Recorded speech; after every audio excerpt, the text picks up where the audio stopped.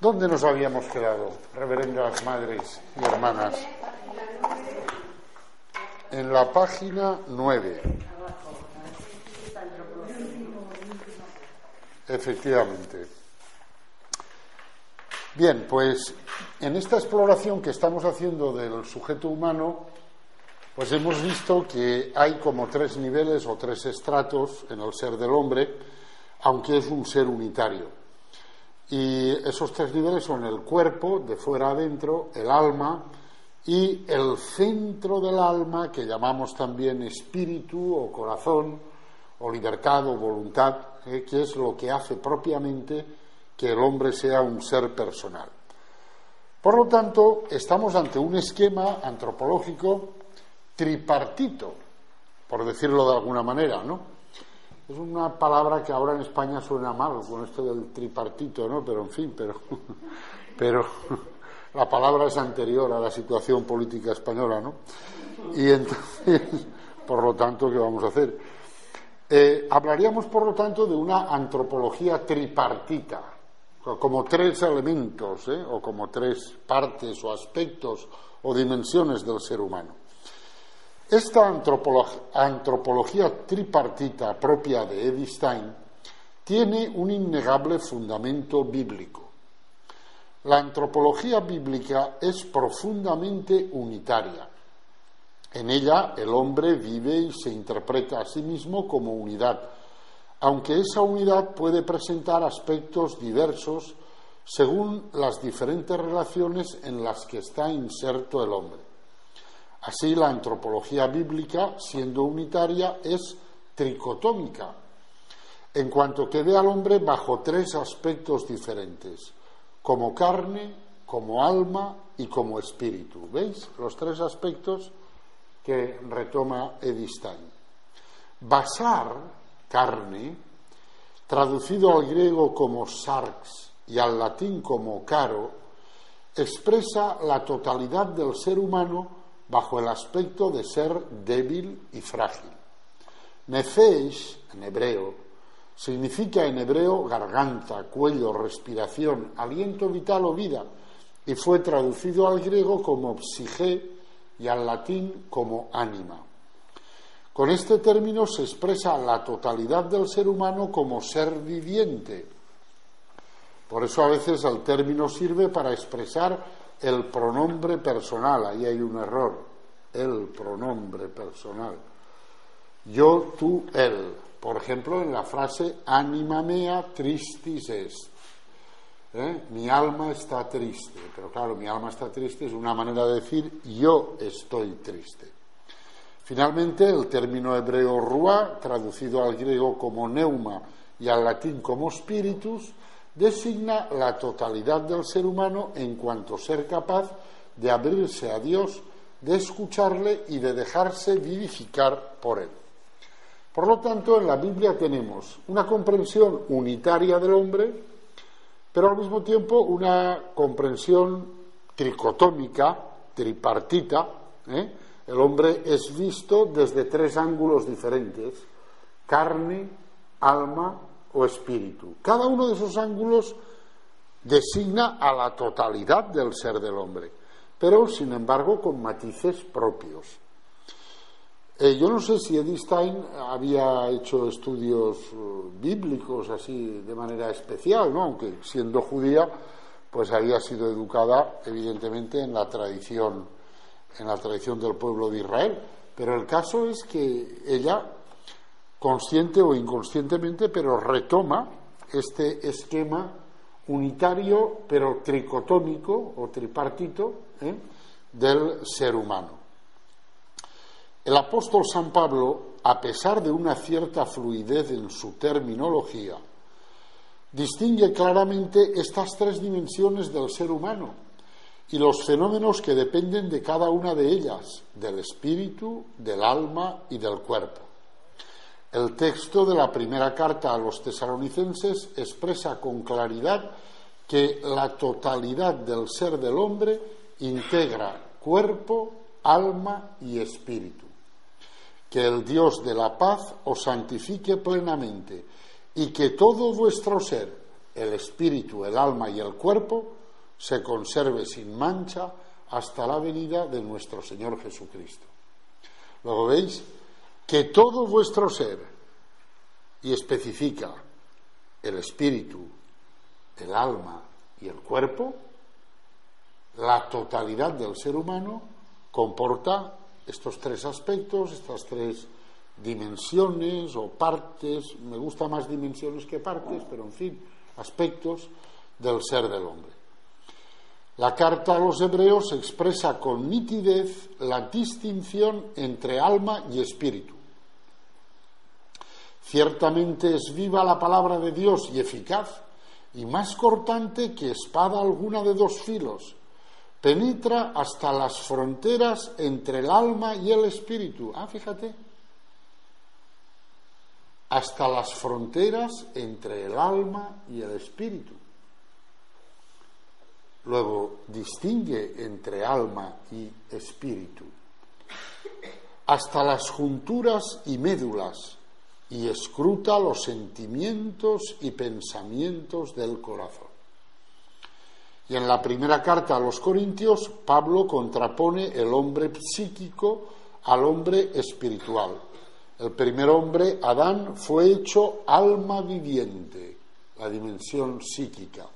El último Adán, que es Cristo, espíritu que da vida.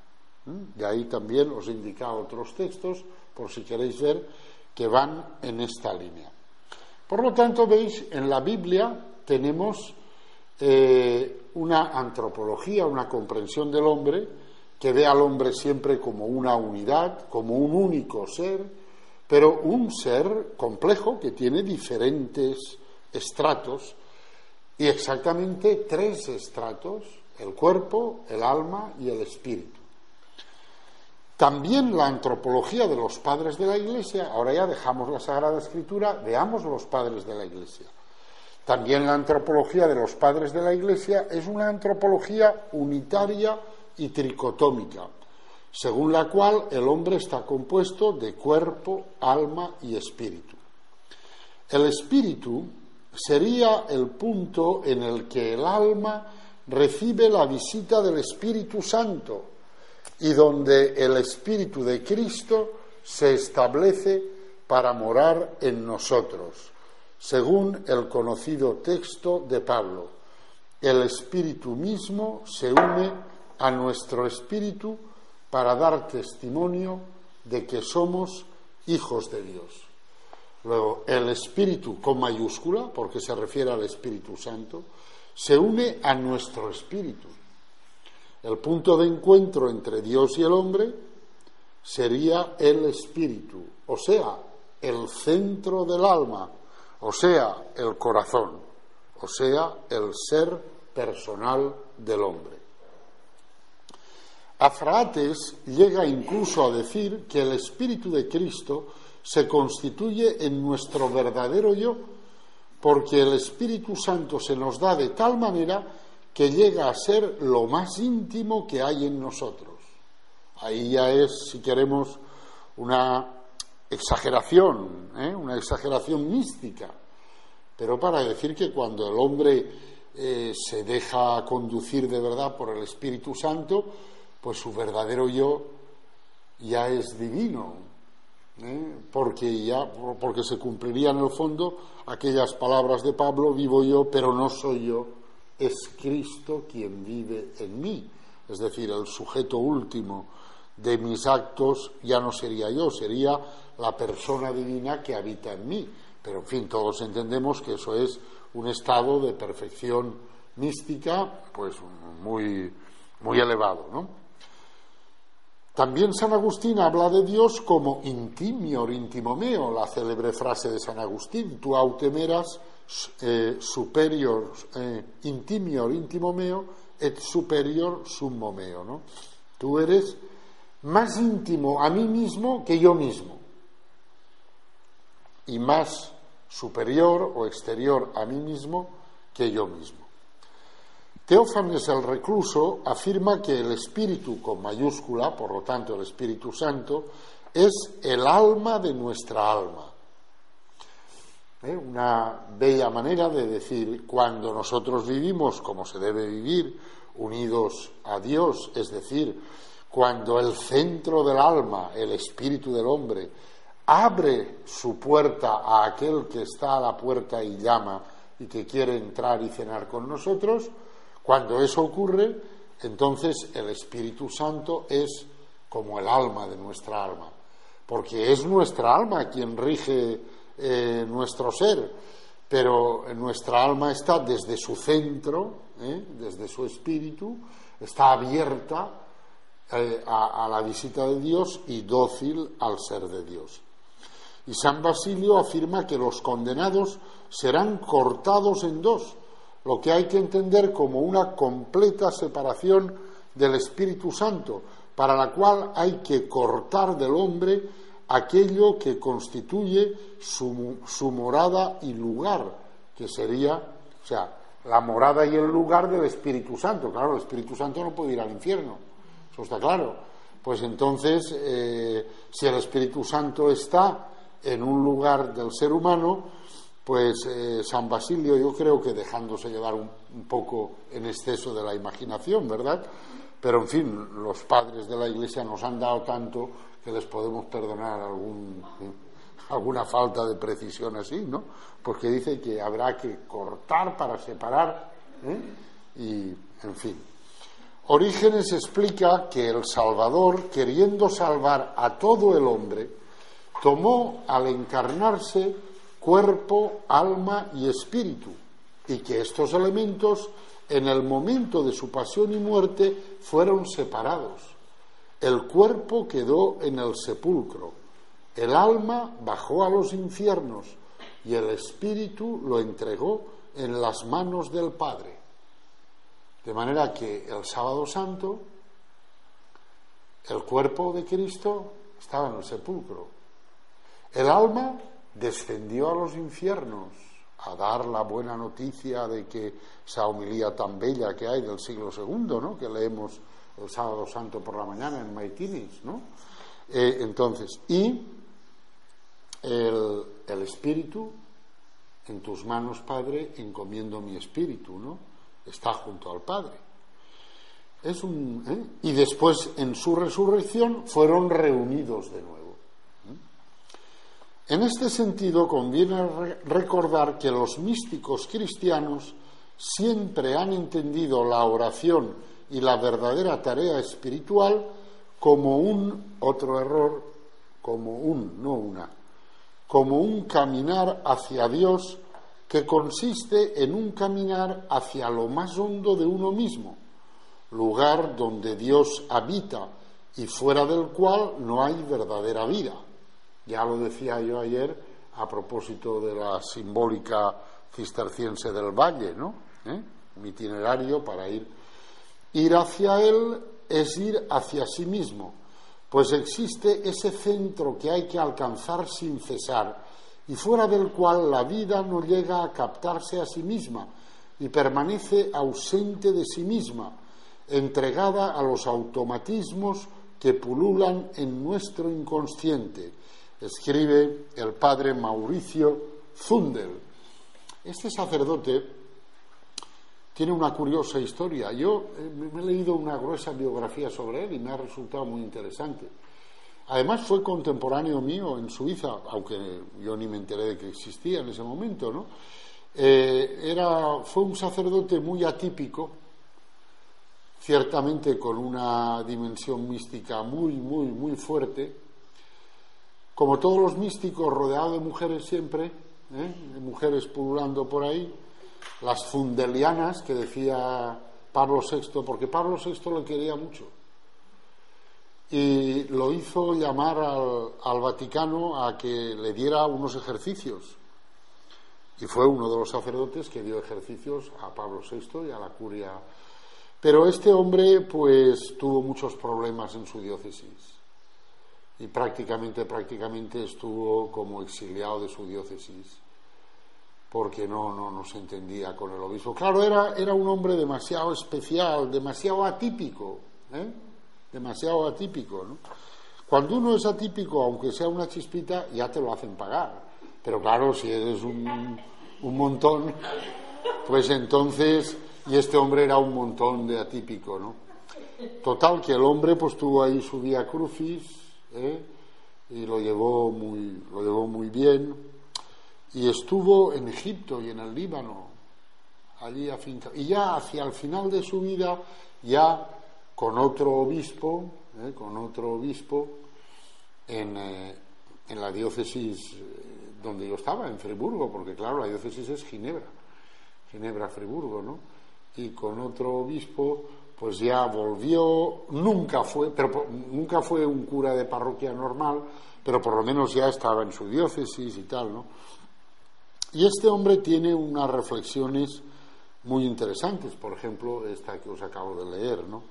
Fue muy amigo del cardenal Journet, pero claro, el cardenal Journet era un eclesiástico, digamos, perfecto, ¿no? Es decir, y esa amistad pasó por crisis, ¿no? Porque el cardenal Journet fue un hombre, pues en fin, dentro de los cánones convencionales, de lo que es un sacerdote y de lo que es el ministerio, en su caso en gran teológico, ¿no? Porque era profesor allí en la Facultad de Teología de Friburgo. Yo lo conocía al cardenal Journet, ya era muy anciano, ya no daba clase, claro, era muy anciano, y vivía en el seminario, en el gran seminario, que es como dicen allí, el seminario mayor. Como yo estuve el primer año hospedado, viviendo en el seminario mayor allí de Friburgo, pues a veces me lo encontraba en la iglesia, cuando estaba la iglesia vacía y estaba él allí arrebujado en su capa, ¿no? Y si entraba sin hacer ruido, que no se diera cuenta de que estabas, ¿no? Pues a lo mejor de momento decía, ¡ay, sí! En voz alta, ¿no? ¡Ay, Jesús! Cardenal Journet era un hombre de fuego, un hombre del espíritu. Yo, después de muerto, asistí a su entierro, murió estando yo allí aquellos años. Y después de muerto he leído unos fragmentos de su diario espiritual, ¿no? Y verdaderamente era un hombre de fuego, era un hombre del espíritu. Pues hacia el final debió de ser por aquellos años, porque este hombre murió estando yo allí en Friburgo, y el cardenal Journet también. Hacia el final de su vida, pues en un retiro de sacerdotes en la abadía cisterciense de Haute-Rive, Alta Ribera, que hay allí a las afueras de Friburgo, pues aunque es un monasterio masculino, ¿no? Porque el femenino es la Migroche, que tú conocías a la abadesa de la Migroche, ¿no te acuerdas? Te lo dije yo. En alguna reunión de esas internacionales os encontrasteis. Pero claro, eso ya son recuerdos, ¿verdad? Dice, de mi vida pasada. Y pues hicieron allí, participaron en un retiro o eso. Oye, y al final del retiro, delante de todos los sacerdotes, se pusieron de rodillas el uno delante del otro y se pidieron mutuamente perdón. Y allí unos abrazos y eso. Si hubiera sido aquí con don Manuel, habría habido aplausos a punta pala. Allí, como fueron suizos, no sé si aplaudirían. Pero bromas aparte. No, el obispo no. El cardenal Journet nunca fue obispo de ningún lugar.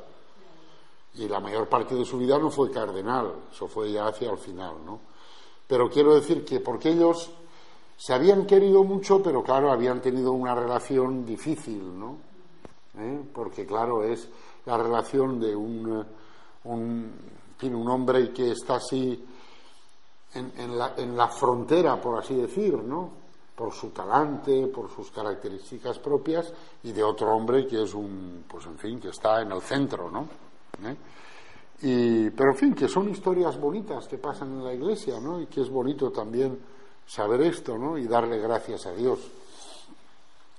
Ese centro ha sido visto por ellos, por los místicos cristianos, como lo que aquí llamamos el espíritu, tal como lo testimonia Santa Teresa de Jesús en hablando, debe de sobrar, otro error, hablando de lo que ocurre en la morada séptima. Dice ella, hay diferencia en alguna manera y muy conocida del alma al espíritu, aunque más sea todo uno. ¿Lo veis? Aunque más sea todo uno, porque al fin y a la postre el espíritu es el centro del alma, por lo tanto, aunque más sea todo uno, sin embargo, hay diferencia en alguna manera y muy conocida del alma al espíritu. Claro, muy conocida por ella, que era una mística, ¿no? Por los que somos así del montón, pues en fin, ¿eh?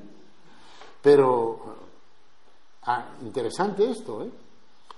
También San Juan de la Cruz distingue la parte superior, otro error, esa la sobra, la parte superior y espiritual del alma de la porción inferior o sensitiva, precisando que el alma puede llegar a verse tan apartada y alejada según la parte espiritual y superior de la porción inferior y sensitiva, que conoce en sí dos partes tan distintas entre sí que le parece no tiene que ver la una con la otra, pareciéndole que está muy remota y apartada de la una, y a la verdad, en cierta manera, así lo está. En cierta manera, porque claro, pues todo forma una unidad, pero en cierta manera así lo está.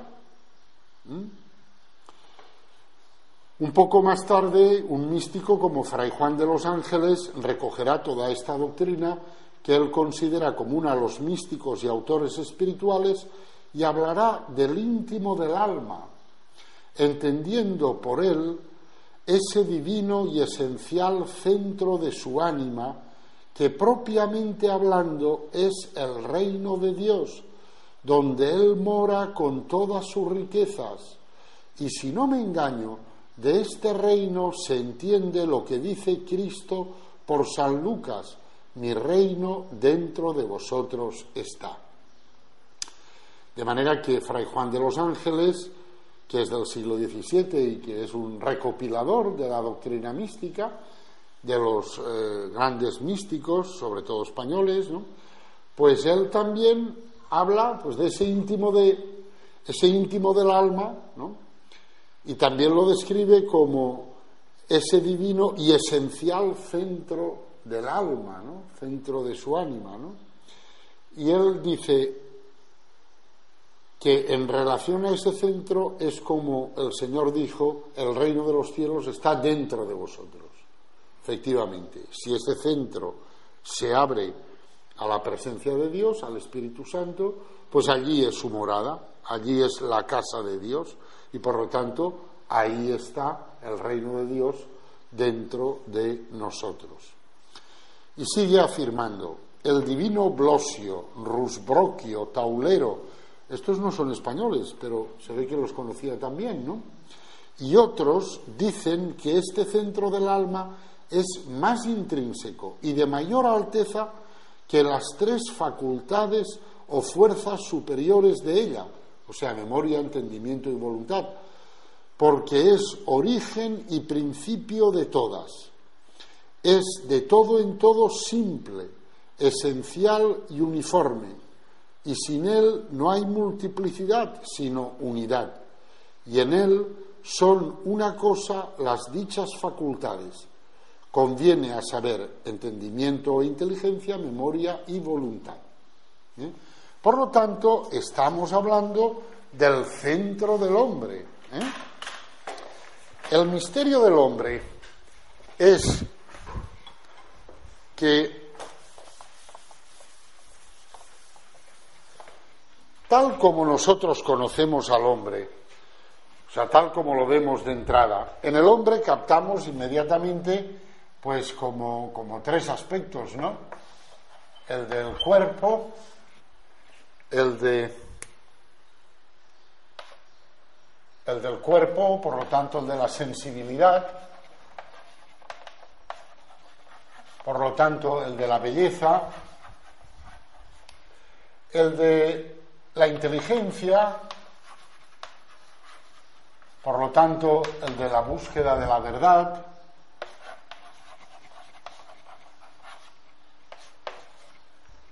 y el de la libertad o voluntad, y por lo tanto el de la búsqueda del bien. Nosotros conocemos el ser del hombre difractado, por así decir, en esos tres aspectos, ¿no? El hombre es corporalidad y por lo tanto sensibilidad y por lo tanto afectividad y por todo, y desde ese punto de vista se siente llamado a la belleza. El hombre es inteligencia, comprensión de la realidad y desde ese punto de vista se siente llamado a la verdad. El hombre es libertad, voluntad y desde ese punto de vista se siente llamado al bien. Pero en el centro del hombre todas estas dimensiones convergen. Y cuando hablamos del centro del hombre, es decir, cuando hablamos del corazón, cuando hablamos en nuestra terminología de aquí, siguiendo a Edith Stein, del espíritu o del centro del alma, pues todo ese ser del hombre está ahí como concentrado y de ahí sale y se difracta en esas tres direcciones. Todo procede de ahí. Y esto es lo que la Biblia llama el corazón, y así entiende la Biblia que es el corazón. El punto donde todo el ser del hombre está como concentrado y del cual mana todo el ser del hombre. Por lo tanto, quien toca al corazón en el pensamiento bíblico toca a la totalidad del hombre, toca a la totalidad del ser humano. Nadie pensaría bíblicamente que si tocas el corazón no estás tocando el cuerpo, o no estás tocando la inteligencia, o no estás tocando la voluntad. No, no. Si tocas el corazón, lo estás tocando todo. Por eso la devoción al corazón de Jesús, si no es una devoción, es más que eso. ¿Por qué? Porque decir el corazón de Jesús es decir Jesús, es decir Cristo, es decir la totalidad de su ser en la unidad fontal de ese ser de donde brota todo. Esa es la idea. Y eso es lo que explica aquí Fray Juan de los Ángeles. Y resume su conocimiento de los místicos diciendo: has de saber que el íntimo del ánima es la simplicísima esencia de ella, sellada con la imagen de Dios, que algunos santos llamaron centro, otros íntimo, otros ápices del espíritu, otros monte, San Agustín sumo, y los más modernos, para él San Juan de la Cruz, llamaron hondón, porque es lo más interior y secreto, donde no hay imágenes de cosas criadas, sino, como queda dicho, la de solo el Creador. Aquí hay suma tranquilidad y sumo silencio. ¿Os dais cuenta de que la terminología puede variar mucho, pero los conceptos no? Se puede decir de muchas maneras, pero se está hablando de lo mismo.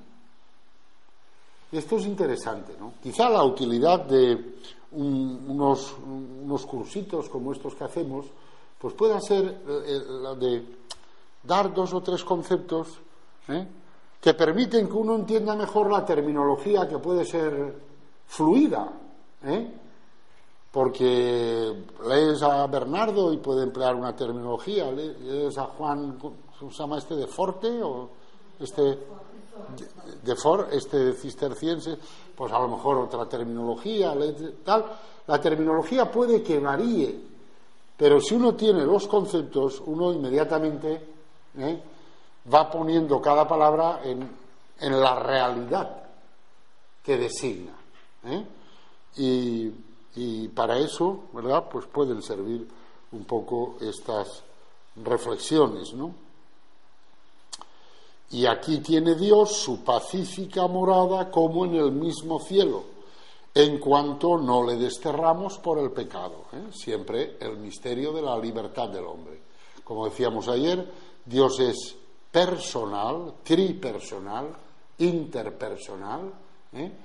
Y se relaciona con personas, pero la clave de esa relación es la libertad, que las personas creadas, ángeles o seres humanos, abramos la puerta de nuestro corazón a la presencia de Dios. Entonces Él viene y mora en nosotros, pero para eso le hemos de dar permiso libremente. Y ese permiso se lo negamos o se lo retiramos cuando pecamos gravemente, cuando hacemos un pecado mortal, porque entonces lo desterramos por el pecado. Edith Stein caracteriza al espíritu diciendo de él que posee una interioridad en un sentido completamente... Esta desviación que hemos hecho hacia la Biblia, padres de la Iglesia y místicos, es un poco para defender la antropología de Edith Stein, caso de que alguien la atacara, ¿no? Caso de que alguien dijera, hombre, nadie lo va a hacer porque está canonizada, pero por si acaso, ¿no? Es una manera de hacer ver que Edith Stein, conociera o no conociera todas estas cosas, está perfectamente en la línea en que está la comprensión del hombre en la Biblia, en los padres de la Iglesia y en la tradición de los místicos cristianos, católicos, ortodoxos, Es decir, Edith Stein caracteriza al espíritu diciendo de él que posee una interioridad en un sentido completamente no espacial y permanece en sí cuando sale completamente de sí mismo. Claro, esto es lo propio del espíritu en sentido fuerte, en sentido estricto, que permanece en sí cuando sale de sí mismo. Como Dios permanece en sí cuando sale de sí mismo. Cuando Dios crea, sale de sí mismo, pero permanece perfectamente en sí. El Benedicto XVI, en la homilía de esta fiesta de San Pedro y San Pablo, pues citó a San Gregorio Magno hablando de los ángeles y diciendo que los ángeles, cuando cumplen sus misiones, las misiones que Dios les confía, permanecen todo el tiempo contemplando a Dios. De tal manera que son contemplativos y activos al mismo tiempo. Como sus reverencias, que a mí me consta que cuando se ocupan de las labores domésticas o de la huerta permanecen en estado contemplativo, ¿no? Y a continuación añadió finamente, porque mira que es fino Benedicto XVI, ¿no?, que el Apocalipsis llama a los obispos ángeles. Una manera muy fina de recordar a los señores arzobispos que recibían el palio y demás obispos presentes que tienen que ser contemplativos y activos, O sea, cumplir las misiones que tienen que hacer, pero sin dejar la contemplación, ¿no? Una cosa fina, Una cosa verdaderamente. Claro, eso es lo propio del espíritu. Lo propio de la materia, como nos enseñaban cuando estudiamos filosofía en Roma con gran sabiduría, es que la materia es quod habet partes extra partes. O sea, lo propio de la materia es que tiene una parte fuera de otra parte. Lo cual quiere decir que, así en lenguaje coloquial, ¿no?, que si estás aquí, no estás aquí. ¿Qué vamos a hacer? Porque esa es la ley de la materia. Pero lo propio del espíritu es que permanece en sí cuando sale de sí. Y que puede salir de sí permaneciendo en sí. Pues pertenece al espíritu el salir de sí y dirigirse a un mundo que se le abre, sin perder nada de sí mismo. Salir de sí mismo es de la esencia del ser espiritual, por lo que necesariamente es propio también de los espíritus finitos, ángeles y hombres. Paradójicamente, en eso radica su vida, en ser pura actividad intencional, conocer, reflexionar, abstraer, valorar, amar realidades diferentes de sí mismo, y todo sin peligro de agotarse, más bien al contrario, enriqueciéndose. Claro, ¿qué es el conocimiento? Fieri aliud in quantum aliud, hacerse otra cosa en cuanto a otra cosa. Es decir, el espíritu cuando conoce, de algún modo se hace aquello que conoce, sale de sí mismo, para conocer una realidad distinta de él mismo, pero la conoce asimilándosela a él, de tal manera que sale de sí mismo, pero vuelve a sí mismo, enriquecido por ese conocimiento y sin haberse agotado por ese salir, entre comillas, de sí mismo. Pues como escribe nuestra filósofa, Edith Stein, entrar espiritualmente dentro de otra cosa quiere decir a la vez recibirla dentro de sí, recibir dentro de sí algo distinto y crecer espiritualmente gracias a ello, poder experimentar un incremento de ser. Todas estas posibilidades pertenecen a la esencia del espíritu. Y eso es lo propio del espíritu, también del espíritu humano. Conocer, por ejemplo, otra persona. Cuando conozco otra persona, entro en ella entra en mí, me enriquezco o nos enriquecemos recíprocamente y cada uno crece permaneciendo el mismo, gracias a que se ha abierto a otro. Pero esa extraña propiedad es del espíritu. Si no fuéramos espirituales, eso no lo podríamos hacer. Puesto que la vida personal es un salir de sí y al mismo tiempo un ser y permanecer en sí, estas dos propiedades que caracterizan la esencia del espíritu, el ser personal es igualmente un ser espiritual. Es decir, vida personal y vida espiritual son sinónimos, es lo mismo, porque somos personas, porque somos espíritus. Si no, no seríamos personas. Bien, pues podemos decir que ya hemos visto la topografía, por emplear una imagen, del ser del hombre. Y hemos visto que ese ser del hombre tiene como tres aspectos, o como tres elementos, o como tres dimensiones, o como tres partes, etcétera, aunque es uno. Que son el cuerpo, que son el alma y que es el espíritu. Ahora vamos a ver un poco la dinámica del hombre. Podemos decir, ahora hemos visto la topografía, las partes o la geografía de ese ser llamado hombre.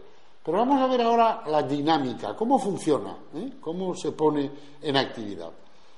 Por eso empezamos a hablar ahí de la instancia dinámica unificadora de la persona humana, el yo. El yo vendría a ser la identificación de la persona consigo misma. Detrás de cada persona hay un yo que la sostiene, que unifica todas las vivencias y que así propicia la identidad de cada sujeto consigo mismo. De manera un tanto simplista se podría decir que la persona es su yo, lo que hace de ella un ser único e irrepetible. Cada hombre es un yo. El yo no es una sustantividad, sino la corriente en la cual se construyen siempre unidades nuevas de experiencia. O sea, el yo no es una parte del ser humano, por decirlo de algún modo, ¿no? No es una cosa. El yo es esa instancia dinámica, esa corriente en la cual se va unificando constantemente la experiencia. Porque vamos a ver, repasemos el día, lo que llevamos de día, ¿no? Yo he oído la campana, dulce voz que me llamaba a maitines, etcétera, ¿no? Yo he oído la campana. ¿Es con campana o con timbre? Con timbre, el timbre, ¿no? Ya no tan dulce. Ah, pero suena a campana, bien, un arreglito para que, en fin, ¿no? Entonces, yo he oído, yo me he levantado, yo me he lavado, yo me he vestido, yo he bajado a la capilla, yo he rezado maitines, yo después he hecho la lección, yo después he hecho laudes, yo después he desayunado, yo, ¿veis? El yo. El yo es lo que subyace a todas las actividades. Todas las actividades son actividades del yo. Luego, el yo es esa instancia dinámica de la persona que va unificando todas las actividades, que son muy diversas, porque una cosa es lavarse, otra cosa vestirse, otra cosa es rezar, otra cosa es desayunar, otra cosa trabajar, otra cosa ir a clase, otra cosa...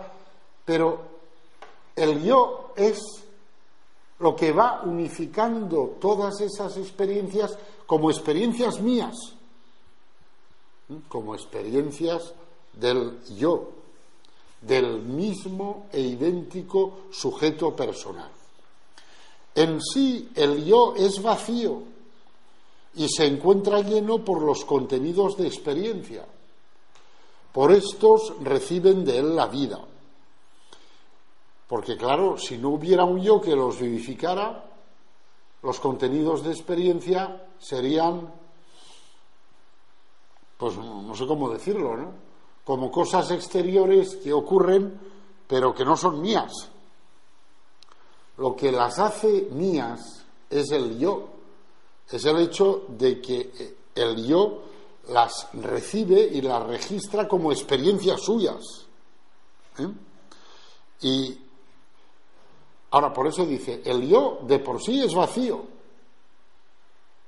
Si yo en la topografía del ser humano busco el yo, no encuentro nada en la topografía. Pero cuando empieza a funcionar el ser humano en la dinámica, veo que lo primero que aparece es el yo. Es el principio unificador de todas mis experiencias como experiencias mías. El yo siempre pasa de un contenido a otro, evidentemente. Es decir, pasa de dormir a escuchar el timbre, de escucharlo a levantarse, de levantarse a lavarse, de lavarse a vestirse, de vestirse a bajar, de bajar a rezar, siempre está de un contenido a otro, de una experiencia a otra, y su vida es una vida fluida, es una vida fluida porque va siempre de experiencia en experiencia. Al yo se le puede concebir como el punto, por así decir, del que parten los rayos de conciencia en diversas direcciones. El yo sería ese sujeto al que hacen referencia todas las vivencias por origen, fuente originaria, o por destino, porque integra los contenidos extraños, y que actúa cual elemento unificador del variado flujo de la conciencia a lo largo de la vida. Claro, el yo es el punto último al que llegan todas las vivencias que me vienen de fuera, y el punto primero o frontal del que salen todos los actos que son actos míos. Si creo que ya en alguna ocasión os hice el garabato que voy a hacer ahora, o sea, un cono,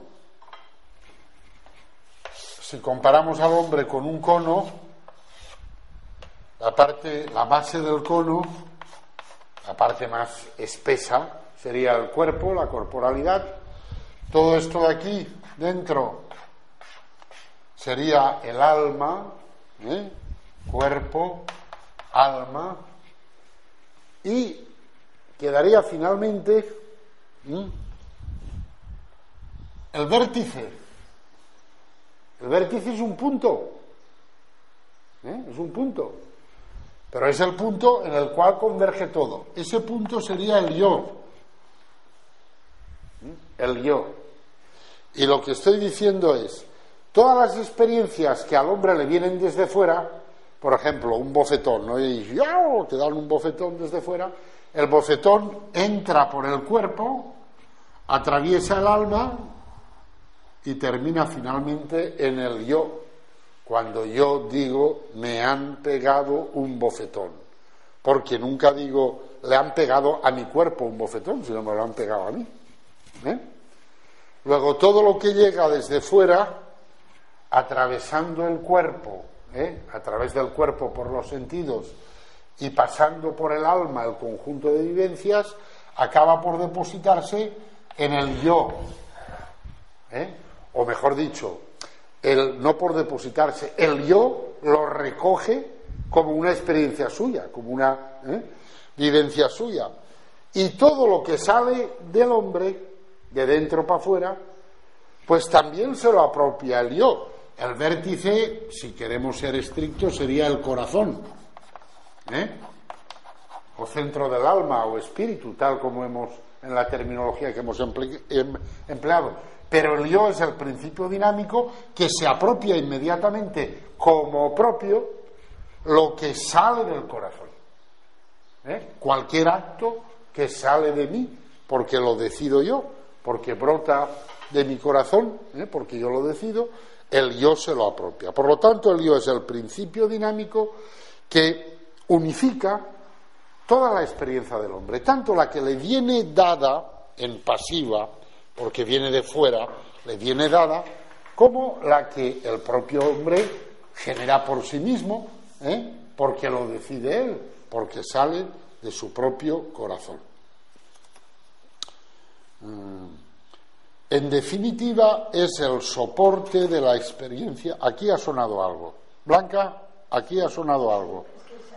Ah, pero correcto, ¿no? Perfecto.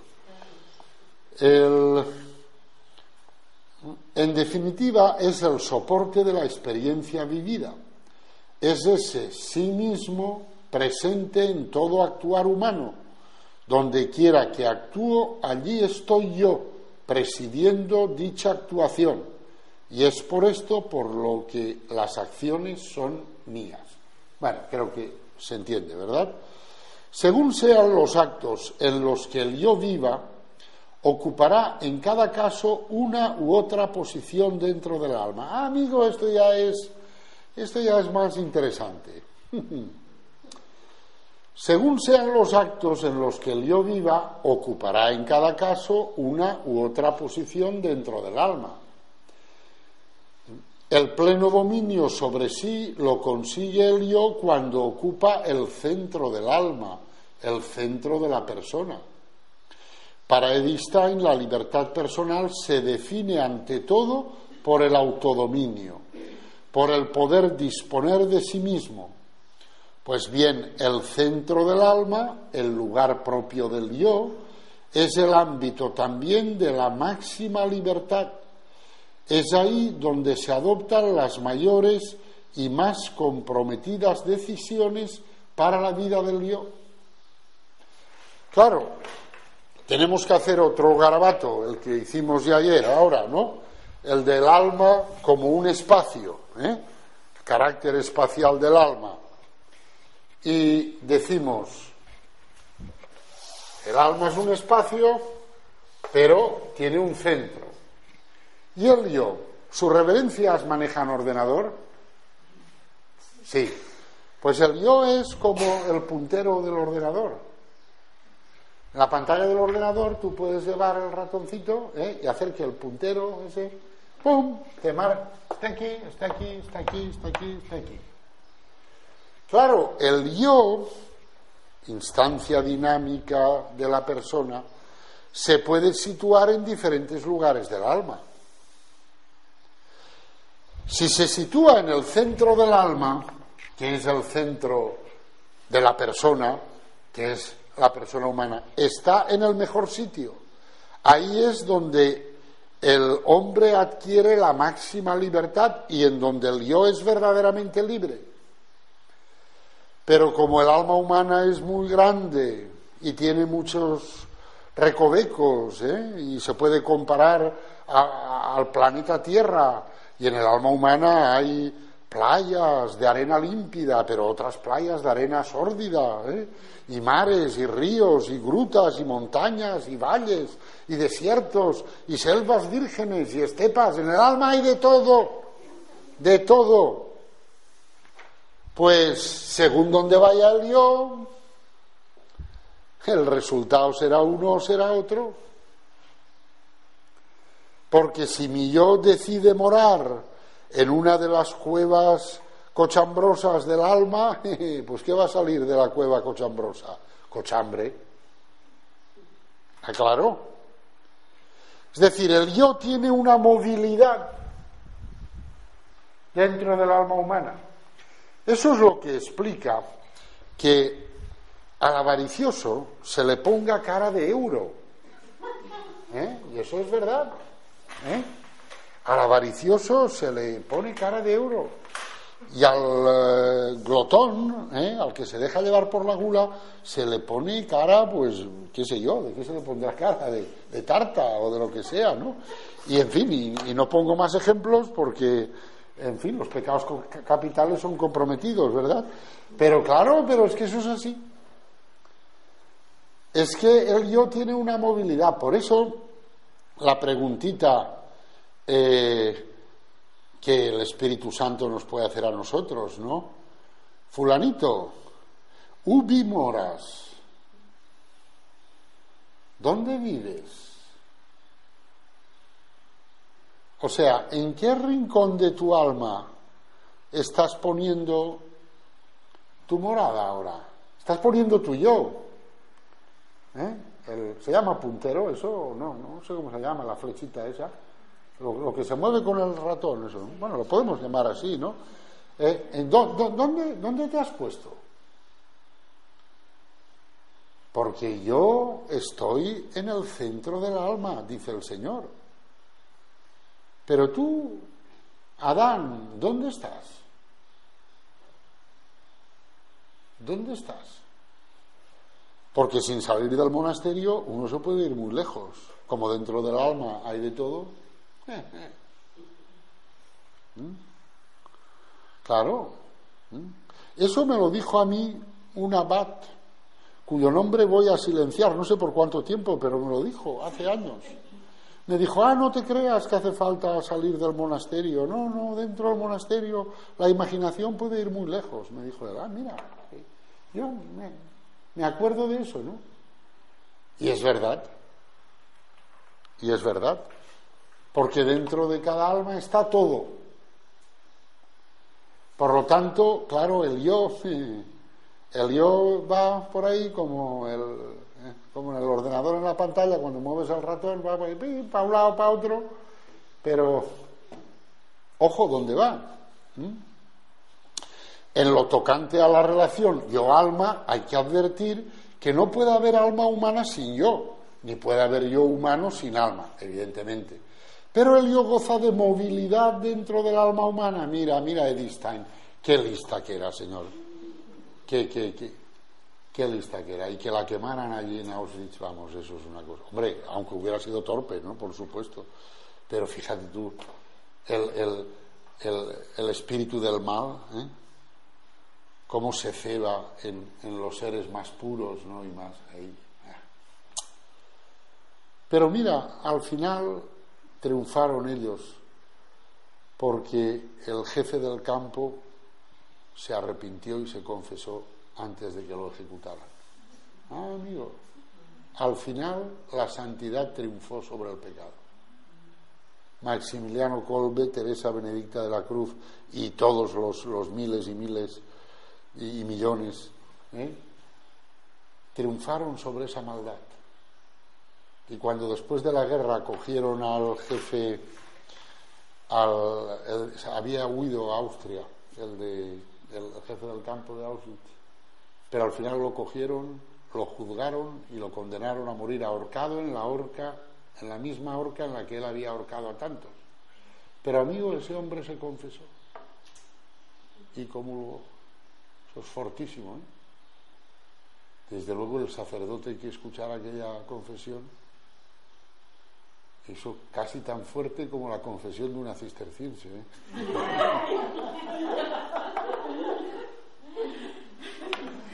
Todas tendríais que haber dicho, sí, yo soy la más pecadora de todas, como dice San Isaac el Sirio. Bueno, no, pero quiero decir que eso es una cosa impresionante, Cuando uno piensa eso, es una cosa sobrecogedora, ¿no? Decirle a esa persona, yo te absuelvo de tus pecados, amigo.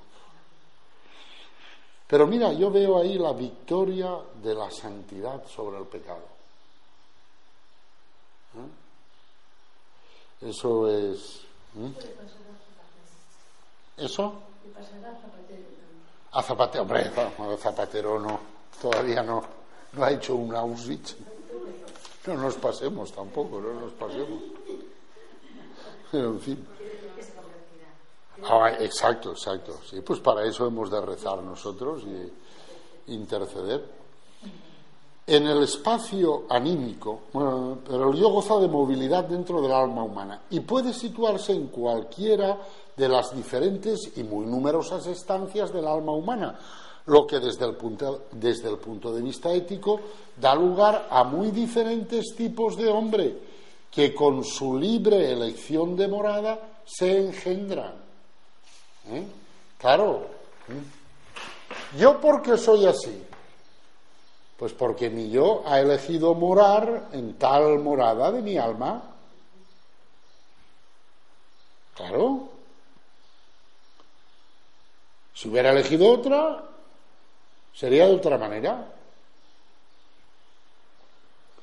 ¿Qué es la conversión? Pues la conversión es ir cogiendo al yo y decirle, pero, ubi moras, ¿dónde te has metido? ¿Pero qué haces ahí? No, hombre, no.